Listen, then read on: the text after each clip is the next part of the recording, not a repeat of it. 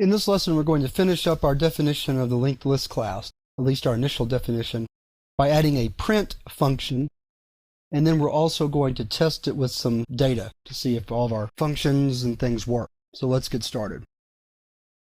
Scroll down our linked list class to the end of the delete function, and now we'll write our print function. So we'll call it print. First thing it does, as always, is create a temporary node, let's call it TMP, and set it equal to the head. Now the first thing we do is check to see if we're trying to print an empty list. And if so, just write out empty list and return, and we're done. Then we can have another test.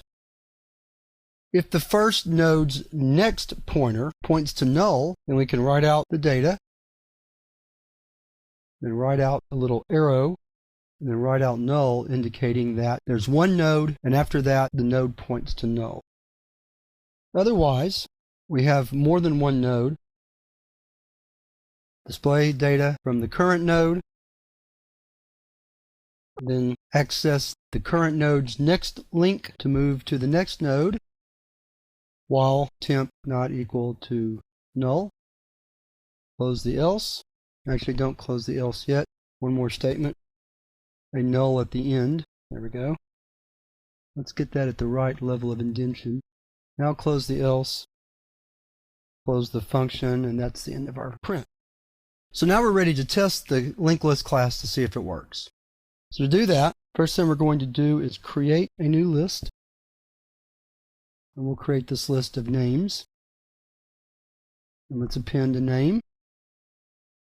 And then let's print. And let's just see if that works. So it's build and run. Very simple mistake. Now let's give it a shot. There we go. So our list consists of one node, Raymond, and it points to null after that. So that's very good. Let's add another name. And then print again. Need an end line at the end of our print statement.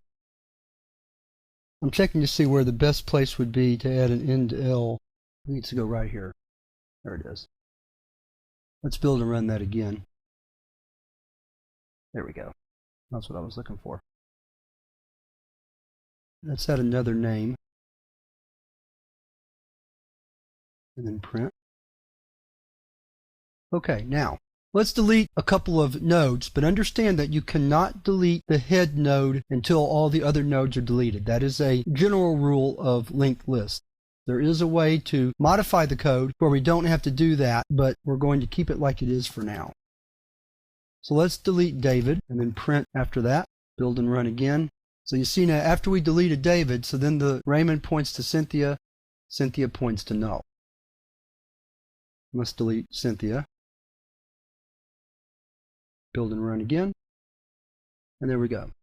Now at this point we could delete Raymond if we wanted to. In fact, let's do that. And then you'll see that once we delete Raymond, which is the head node, then we have an empty list at the end. So that's our beginning implementation of a linked list. In the exercises, we're going to look at a way of adding data to a linked list so that we don't append it, but whether we insert it into a place either before a certain data value or after a certain data value. And we're going to see how to do that in the exercises.